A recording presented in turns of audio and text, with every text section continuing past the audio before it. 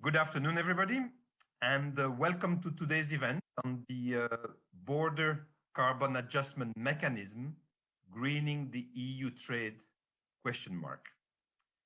The von der Leyen Commission has put the Green Deal at the center of its ambition and proposed that the EU reduces its carbon emissions by 55% by 2030 compared to the 1990 level.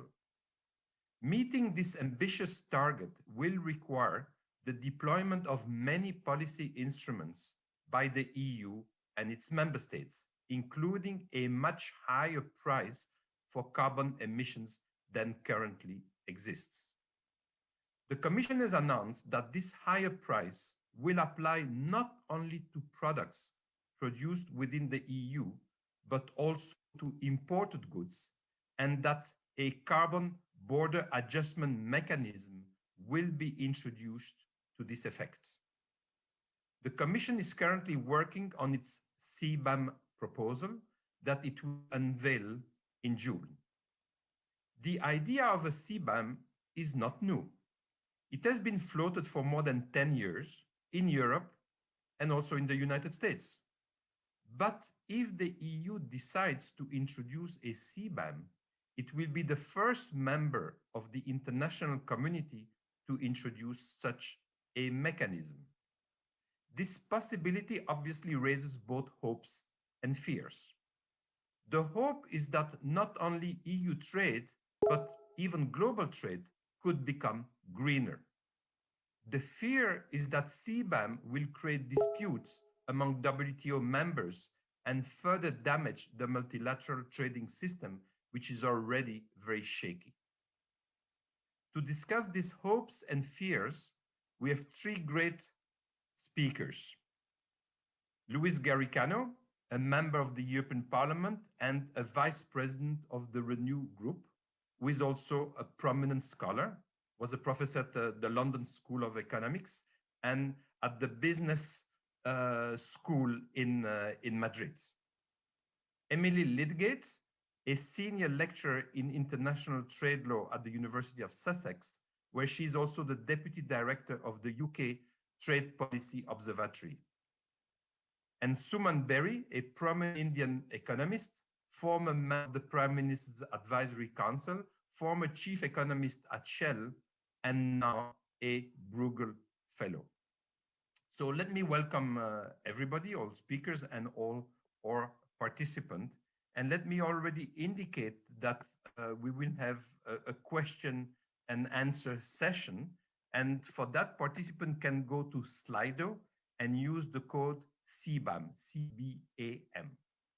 So without any further ado, let me first give the floor to Luis Garicano, who has his own proposal about how the EU should go about its CBAM. So Luis, the floor is yours. And then we will hear reaction from two participants from outside of the EU to your proposal and in general to this discussion in Europe about the CBAM. Luis, please go ahead. Thanks very much, Andre. We have indeed a very good chance to influence the debate. The Commission is right now thinking of a proposal. They're committing to delivering it this year. Let's see if that happens, with the aim of putting it in motion in a relatively short time, 2-3 years, ideally. So what the Parliament has done is to come earlier than the Commission and try to put on the table the ideal, what we consider the ideal design of a potential CBAM mechanism. Our idea is we kind of, all the groups, we put together a set of recommendations for the Commission that we aim to be the foundation of the European CBAM. I was in charge of the economics portion of the opinion, which has to do with how is the mechanism structured. And I will tell you how the Econ Committee decided and how the Environmental Committee decided on this proposal. And that will allow us to say, okay, how close is the European Parliament solution to a solution that we can build on in the future. So I will cover 4 points. I will try. Sorry, I'm going to put the timer so that we know that we are well on time. I will cover 4 points. Uh, why do we need the CBAM? What are the key design elements? Where are we going next? And then we will do the discussion. I very much appreciate Suman and Emily being here from Delhi and from the UK. We're in difficult times, and sometimes a little upside of those difficult times is that we can actually count with people of their expertise and their seniority just from all over the world. I don't think Andre could have gotten Suman to come from Delhi as easily as on Zoom. So why do we need something like CBAM? Basically, the reason is what is called carbon leakage. We have a system right now that has carbon pricing. It's the emission trading scheme. When you generate carbon, you have to pay for it.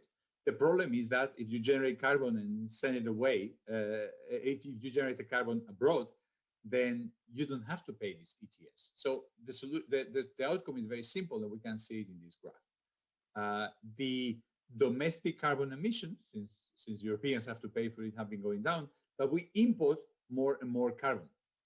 Our imports are more carbon intensive than when we introduce the system. So that's a problem, because the planet ends up dirtier and or as dirty, and Europe loses that production. So the mix is really terrible. We're not actually fighting as we think with our ETS. We're not really fighting global warming, and we want to do that. So the key issue here is, by making sure that imports are really reflecting that carbon content, then we're going to reduce carbon leakage. So otherwise, the planet gets as dirty as it was getting, as I was saying, and there is perverse incentives. So we are trying to make sure that the EU's climate policies are not unilateral, but that we give incentives to our partners to also help reduce greenhouse emissions. The idea is very well explained by William Nordhaus in his Nobel Prize speech. He explains that obviously climate is a global public good. My investing in, you benefit from my investing in reducing carbon. I cannot exclude you from having a cleaner planet. And the fact that it's non-rival, everybody benefits the same, and it's non-excludable, means that people have low incentives to work on this. So William Nordhaus says, how do we solve these problems? We create a club. We say the members of the club have advantages that the non-members of the club don't have. So what are these advantages? What is the way that such a club could work? So basically, the idea is we very simply include a fee that once you're in the club, you benefit from not having to pay. And that fee is the border is this CBAM. Basically, the idea is, by introducing the CBAM, people outside the club have a good incentive to join the club, because otherwise they can't, in some sense, they're going to have to pay the price anyway through the import. So that's the idea that Nordhaus puts. And the European Parliament has put on the table a position that has 6 elements: the aim, the policy instrument, the scope of the idea, the assessment method, how we're going to articulate it with existing measures, and the WTO compatibility. I will spend the next 10 minutes going over the specifics of the proposal. First, what is the aim? The aim is environmental. It's not industrial policy. We don't want to create new barriers. We will afterwards have the top trade lawyer to tell us about this how far she thinks we are accomplishing on this. And it's not fiscal. It's not to collect money. The aim is that we want to minimize emissions in a way that we comply fully with World Trade Organization rules. Europe wants to be multilateral, wants to be compliant. It doesn't want to take a road on its own. So all the key design elements that we're going to discuss take this aim into consideration. First, the price, we wanted to mirror what the EU producers are paying. We don't want to have higher or lower price. If we had a lower price, then of course people would still have the interest to carbon leak. If we had a higher, then it would be discriminatory. So we want the price to be the same. We also don't want to make pay those who already pay a carbon price. So we want countries to be able to prove they already have a market. That is the way that the Nordhaus club works, right? The Nordhaus principle, which is if we tell, let's say, China or the UK, etc., okay, you have your own ETS. If you're already paying for the carbon content of the aluminum, you're not going to have to be included in the CBAM. Then we're going to be sure that we are incentivizing this development in other places. And also, importantly, ideally, you want each importer to be able to demonstrate that they're even better than this level, so that they have an incentive to decarbonize. So there is not a system that makes everybody pay the same, but you can prove that you're actually cleaner and pay less for your carbon content. If you have less carbon content, you pay less. So that gives the right incentives. There are three possible ways to do that. You could put, and there are three things on the table of the Commission today. One is an excise duty, a tax on consumption, a tax on the consumption of carbon. This is complex because it's hard to tell how much carbon there is in the global value chain.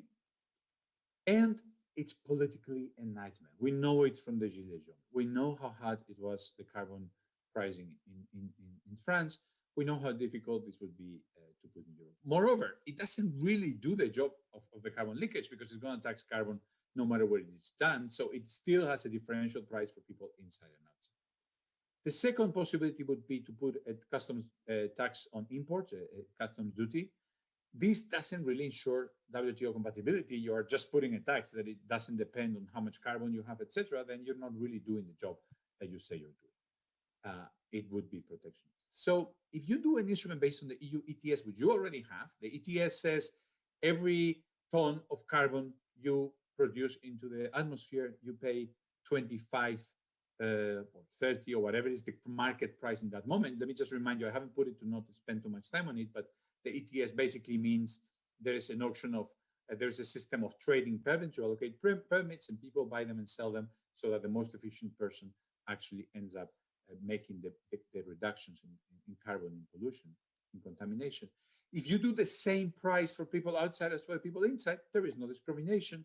There is an automatic price adjustment, and you're not putting an extra burden on anybody who's already paying the ETS. So it's going to have public support. It's politically feasible. It's economically feasible. And we claim trade compatible. We'll hear the opinion of our panelists in a second. What is the scope?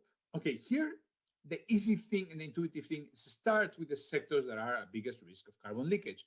And many people will tell you, look, that's the feasible thing. I don't like it, and the parliament doesn't like it. In the parliament's opinion, we say we would like to have, you might have to start small, but we would like to have very broad coverage. And the reason is distortions. Think of first distortions on the vertical chain, the second of these bullets, raw materials and intermediate products. If I put a tax, let's say a tax, an a CBAM, a carbon border adjustment mechanism, that says when you import aluminum, you have to pay, then people will not import aluminum in the form of aluminum, they'll import it in the form of cars or in the form of some intermediate product. So you're going to have the same carbon leakage because people will just, and you have more loss of jobs in some sense, because people will just import the intermediate product that is imported for free.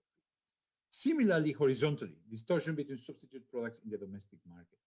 If only a subset of sectors are covered, then you have substitution between cement and aluminum, steel, whatever it is that you're taxing, and not on the border, whatever it is that you're putting a carbon border adjustment mechanism on the border. So you should cover the products that are all the materials that are embedded. You're going to say, well, this is challenging, but we believe this is doable. And we're going to propose you how to do it. The parliament didn't go as far as saying it specifically, but we are going to say exactly how this can be done. We would say, look, start with the raw materials and move very fast to extend it. How would you do that? What's the feasible way to do it? Well, there is a feasible way, which is you weight the product and you put you say the carbon content of a particular product is going to be the weight of basic raw materials. Think of a tomato sauce. The tomato sauce has inside how much tomato, how much sugar, etc., it has. Well, a car will have to come with how much aluminum, how much steel it has.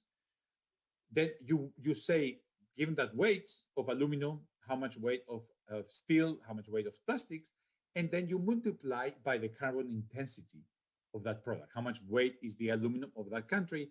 How much weight is the steel of that country? Um, you can do it country by country so that you can really differentiate. And you also allow the importer to show that his material is even better, that it has an even lower weight. So you give these incentives that I was talking about. The key complication is that right now Europe has a system of free allowances. People who are producing things or raw materials that have a lot of of risk of carbon leakage get a free allowance. What does a free allowance mean? There's a free lunch, a free ride. They can not pay for the first for part of the aluminum they produce, for example, or the steel, that has that to the extent that it is equal to what the 10% more efficient producers are. So you calculate how many tons the 10 most efficient producers uh, have, and you say, well, if you are up to that, you don't need to pay. So what we say is the CBAM could coexist with the free allowances. How? Simply by allowing for a free allowance to be deducted from the CBAM so that people don't have to pay, so that the importers have the same free lunch as the people who are producing at home. So if you're importing aluminum, the first 10%, the equivalent of what the 10% most efficient producer would pay, you also can import it for free. Now, the second complication is the partial export rebates. Uh, so, how are you going to do right now? A person who is exporting aluminum who is very efficient has this. Well, everybody has this 10% for free. The one who is the 10% most efficient performer, in fact, doesn't pay any ETS because they get these allowances for free. So the equivalent of the 10% is exporting for free. You don't want to disadvantage this person relative to the current system for political and for economic reasons. What you could do is you could give them an export rebate that would be identical to the free allowance. So in the domestic market, you remove the free allowance. When they export, they get the same exact free rebate as they would have gotten through the free allowance. And that is as good as the system today, so it shouldn't violate any trade thing at all.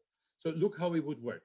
You are reducing progressively the free allowances until they disappear. So here, that even the 10% most efficient aluminum producer doesn't get anything for free, but you're introducing a partial export rebate so that this fellow, when he is exporting 2030, he is no worse, no better off. In the domestic market, he has to pay. And at the same time, the people who come from the outside also have to have the same exact situation as in the domestic market. They have exactly the same situation as the domestic producers, and abroad they are the same as today. Instead of competing with Europeans who get free allowances, they compete with Europeans who get free export rebates. Is this WTO compatible? And that will be a big part of the conversation. We believe it complies perfectly well with the GATT because the two main principles, which are non-discrimination and most favored nation clause, apply. The EU ETS makes sure that every domestic product is subject to the same treatment as every imported product. If the domestic aluminum is paying the ETS, the imported product is paying the mirror of the ETS when it comes into Europe. We also make sure that transition period eliminating free allowances is not discriminating because the free allowances are also deducted from the CBAM. So the same way as the domestic producer has a 10% free allowance, the one who is coming from the outside has that 10% deducted from the CBAM.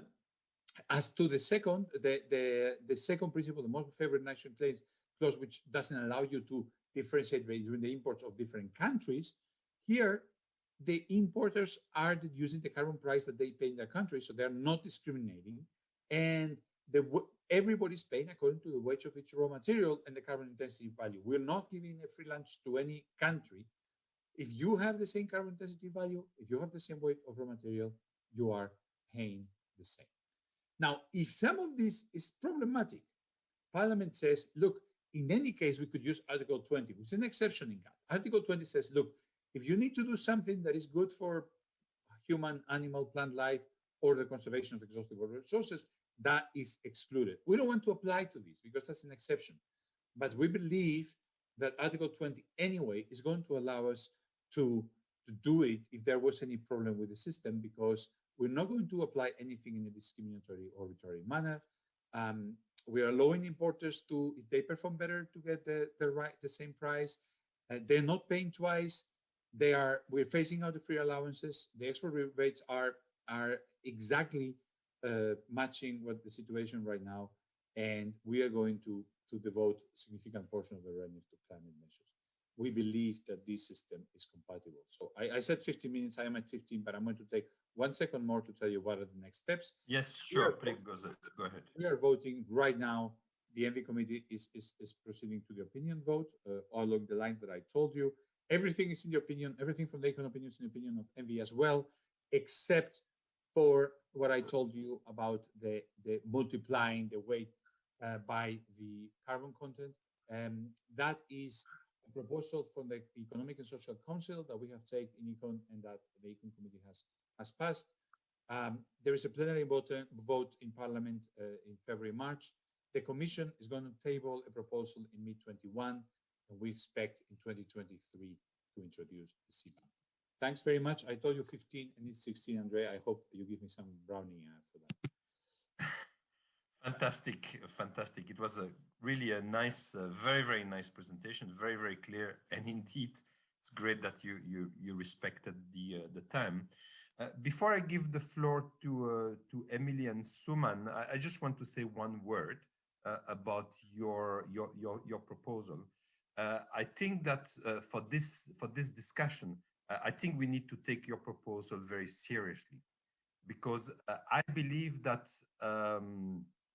it is indeed probably the main direction that the Commission is considering. I mean, you indicated that there were different options, and very much so. There are in principle different options.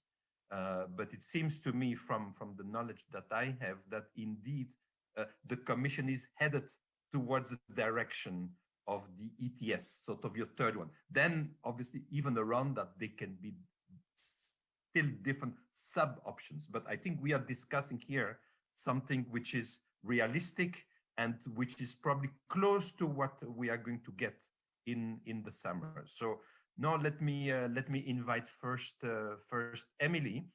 The UK now is a third country. Is a third country with an agreement, a trade agreement with the EU, which has been operating for about a month now. And in the agreement, the issue of climate is very much present. So, what is your reaction, both as a lawyer, as a law scholar, and also as somebody who is following the debate in the UK? What is the UK's reaction? The UK is not a huge emitter of carbon. The UK is committed to those issue of reduction, but nonetheless, do you see some potential friction? Do you see this being welcomed in the UK? Please go ahead, Emily. Thank you. Well, as an academic, I can't claim to entirely represent the UK, but hopefully I will at least be able to speak a little more freely, as I don't think the UK government has quite made up its mind yet how to handle carbon border adjustment. So I thought I would reflect a bit on sort of the optics of carbon border adjustment in the UK, and then offer some reflections on Professor Garkano's specific proposal. So we are in interesting times right now in the UK. We're figuring out what we're going to do with this very hard-won regulatory autonomy, but also determining our relationship with the EU and how we navigate this new geopolitical era on climate being ushered in by the Biden administration. And I think that the carbon border adjustment couldn't be a better test case for really all of these issues. I think the UK has a choice right now. It can watch and wait for the EU to go first, or it can take a more proactive approach, keeping in mind that the Biden administration have also pledged to introduce some form of carbon border adjustment and the UK, of course, is hosting the next COP. So there's a real opportunity here to make progress on potentially a very large climate club. And for the UK, it's much easier to get what it wants out of that if it knows what that is. So this leads obviously to the important question of what does the UK want? We do have an ambitious climate target, which implies the need for high carbon taxes. Also, we have a new emissions trading scheme, a domestic one, and a complex system of domestic carbon taxation and carve-outs from that. So all of this, I think, points to the desirability of introducing carbon border adjustment and thinking through how it could best suit UK producers. But much as in the Brexit negotiations, sort of high-minded rhetoric aimed at the domestic market isn't enough. You know, at some point, details have to be hashed out and diplomatic fallout has to be sort of dealt with, if then there probably would be from carbon border adjustment. So what I'd hope to see from the UK government is a proactive approach where we sort of bring some ideas to the table. And I think there are positive indications that the UK and the EU will work together in this area. As you say, Andre, the most important of these is that, you know, despite the fact that we have a really bare bones trade agreement in many respects, this same agreement already contains within it a basis for cooperation on carbon border adjustment, which is agreement to look into linking emissions trading schemes and reaffirmation of shared emissions reduction targets. So moving to Professor Garricando's proposal, the first thing I would like to do is just to commend you, because I think coming up with a detailed proposal for carbon border adjustment is such a demanding technical challenge. And I think this is a really useful and constructive, likely be higher than EU averages. So it's important that we have the ability for some sort of appeal mechanism so that producers can get better rates if their emissions are lower, or if their countries already charge them equivalent taxes. So in a sense, this proposal is a very good balance to strike, because having each individual producer pre-certify their emissions isn't really viable. But once we start getting into adjusting these values for individual producers or relieving countries as a whole, then we do to some extent reintroduce the element of technical complexity. And I think this is particularly the case if we apply these to manufactured goods as opposed to simply primary commodities. So think about a car made in, say, Japan. Steel has been imported from the US. The US exempted itself because President Biden has introduced equivalent carbon taxes, or perhaps that particular producer has claimed a lower rate. So it could be that Japanese producer is happy to just pay a flat rate, but they would be within their rights not to. And then we might get into something like a rules of origin process for carbon taxation, which could be quite complex. And of course, the ETS price is dynamic. It always changes, which means that the payments required will also be dynamic, which is challenging from a customs perspective in terms of assessing compliance.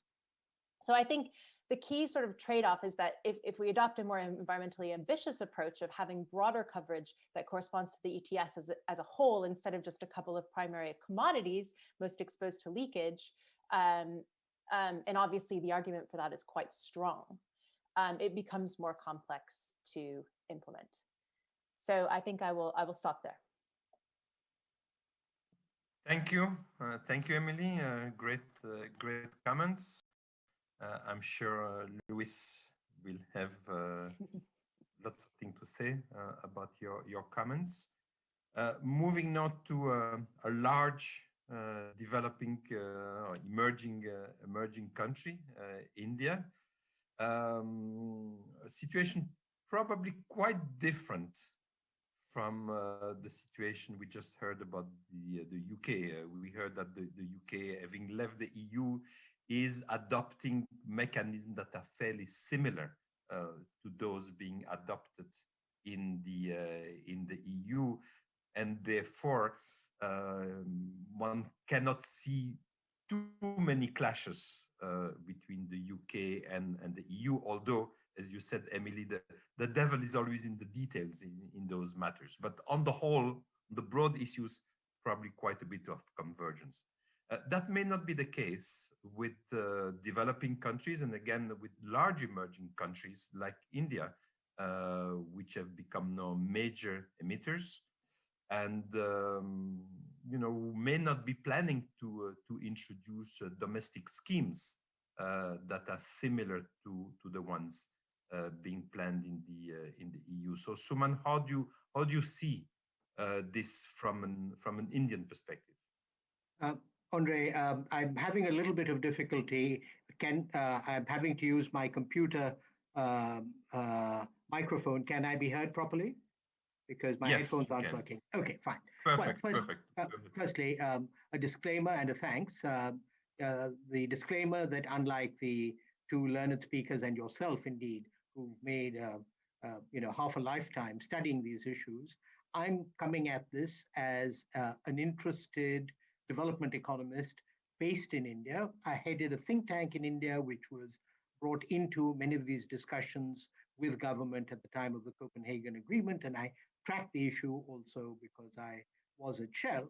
So I have the liberty to ask some basic dumb questions, uh, which the experts can educate me on. But in the light of the shortage of time, I would just focus my remarks on two issues.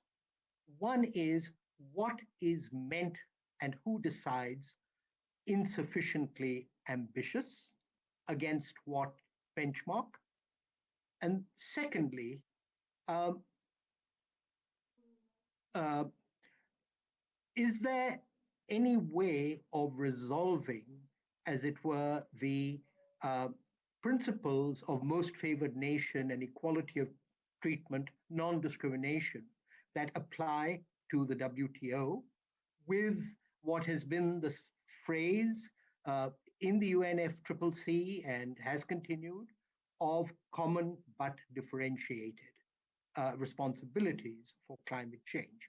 And it seems to me that these two issues are importantly linked. Okay. So we went, and I think either in Luis's paper, I think not so much in his presentation, he did make the point that so-called voluntary schemes, Kyoto and Paris, don't have, as it were, teeth or bite, and therefore you need something that's more directive. But let me just say that we have a global consensus around Paris, which is on the basis of voluntary NDCs. So for the EU to come along and basically judge that, look, this level of ambition is insufficient, and we are letting you into a club and not into a club, I think is a little, frankly, presumptuous. And this uh, comes back to, of course, the debates that I don't want to reopen, but they are live debates, and their debates are here all the time in India, which is what were the preconditions for Paris, which go back to the UNFCCC, which were adequate financing and sharing of technology, because these were elements of, as it were, this being a global challenge. And I don't see any of those preconditions as being part of the proposal from the EU Parliament. Okay, so that's one set of remarks I wanted to make, which is to say that the EU, in a sense, I think, is putting itself in a somewhat false position. I mean, I take your point that the train may be leaving the station, but you asked me for a reaction from outside, and I'm giving that to you. Now, the second point is the relationship between common but differentiated and uh, uh, non-discrimination under the WTO. So, it's implicit in Luis's presentation and paper that basically net zero would be a measure of, together with that of other countries, including the US before Biden, was to the carbon border adjustment proposal of the EU at the relevant committee at the WTO, the Environment Committee, I think it was in November. India asked for more details, but basically was concerned that this would be, an imposition of extraterritoriality. I mean, the basic point being that this is not going to be an easy sell And I suppose, you know, the issue really for Europe would be, for the EU would be, at a time of terrific stress on the WTO, when what uh, you know, when what is needed is to rebuild the constituency, is the EU doing the WTO or itself any favors by throwing this into the mix? And based on Bruegel work, it's not really clear what the evidence is for substantial carbon leakage. So this really seems to be a, if you like, a sop to EU producers to say, look, we'll throw this at you so you come along for the ride. But what the collateral damage is, I think, is something we should discuss. I leave it at that. Thank you. Great, Suman. I think you posed the question that I would have hoped somebody from a vantage point would pose, just as Emily did from her vantage point. Before I give the floor back to Louis, who has received quite a lot of questions from both Emily and Suman, let me add a couple of points, simply to to pick from some of the Slido questions from the audience. There are many questions, but I'm just going to pick for the moment two of them. One is to repeat, in a sense, and just to show that this is also something picked up here by the audience. One question that that Suman raised, which was his first point, is the Paris Agreement. So you put the emphasis, and as is often done in this discussion about, and by the way, as Mrs. van der Leyen had done originally when she floated the idea of that Europe would propose a CBAM, is the notion of compatibility with the WTO. But Suman and other people are raising the issue of compatibility with the Paris Agreement as well. And whether there is a clash that, maybe one is compatible with the WTO, but does that mean that one is also compatible with the Paris Agreement? And is there not a difficulty of, which one you're compatible with if you're not compatible with both? So that's one point. Since you did not say anything about Paris, I think that should be really addressed. The second issue that I also picked from Slido, and that relates to the presentation, is sort of a bit what Emily was talking about, the details. And here is about the complexity.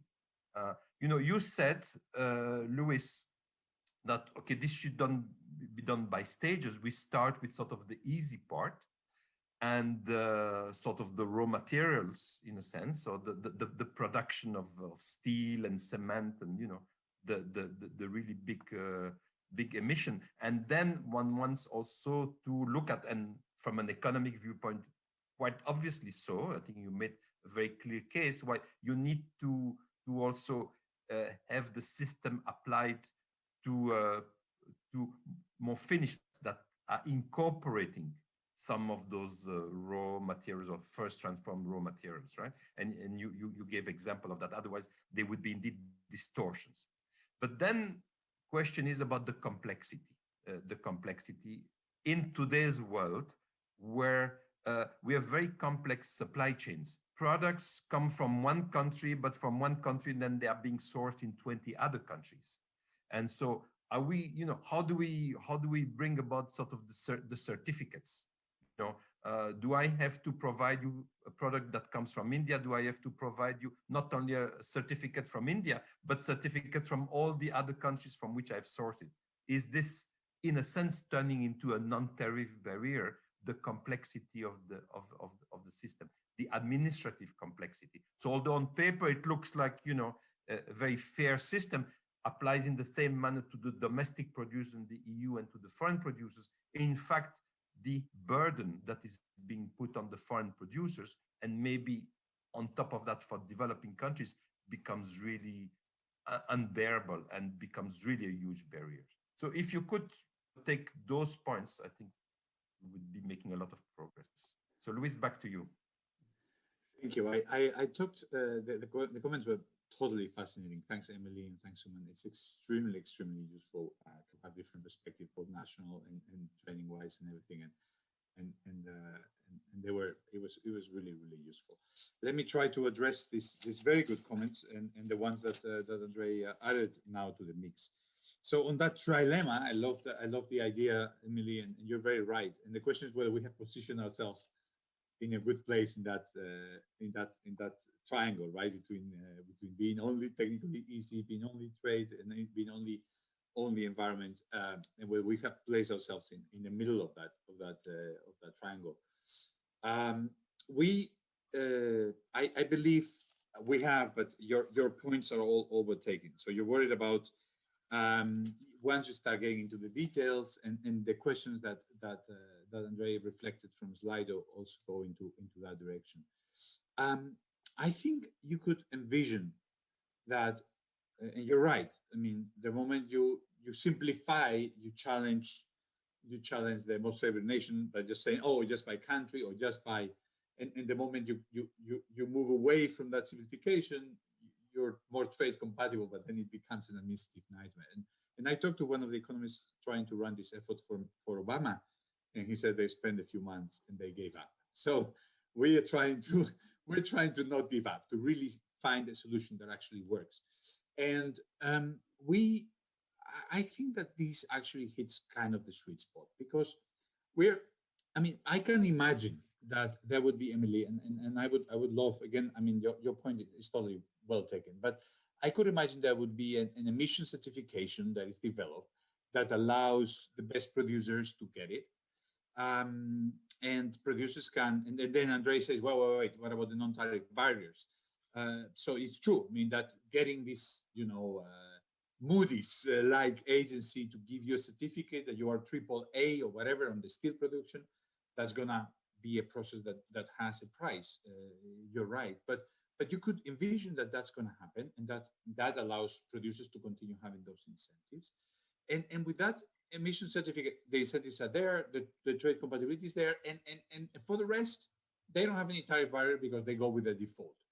And in some sense, yeah, they can themselves choose which side of that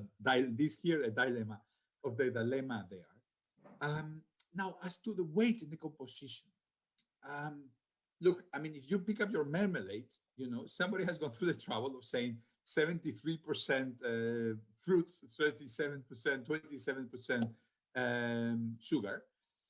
And why could cars not have, this stamp in the car that says this car has a 44% aluminum from, Brazil, and 22 from India, and plastic this much. And once you have that, then you just can, once you have the weight, you can just multiply. It does require a system, and Andres is right, and the person in Slido who pushed us on this is right. It's going to require a system, and the system is going to impose costs. And the answer, I think, which is moving me towards Suman, is we really do believe or don't that there is a real climate crisis. And if there is a real climate crisis, there are real costs that we need to incur. And I move to Suman, and some of the questions that I will answer him will also affect Emily. Thanks for all the comments. I'm reading it so carefully, so that's fantastic. So Suman is basically asking us two key things, which are both well taken. One has to do with WTO, one has to do with Paris, to simplify. So as to the one with Paris, I think, and you might disagree, and I have huge respect for everything you said. I don't think anything was incorrect. I think we need to move the world towards a non-voluntary system, towards a system which has some bite somewhere, that at some point you really are going to have to make the effort if we want to save the planet. And I think Adam Tooze, I had a conversation with him for a video series I was recording, and Adam said the most important news in a year full of news like 2020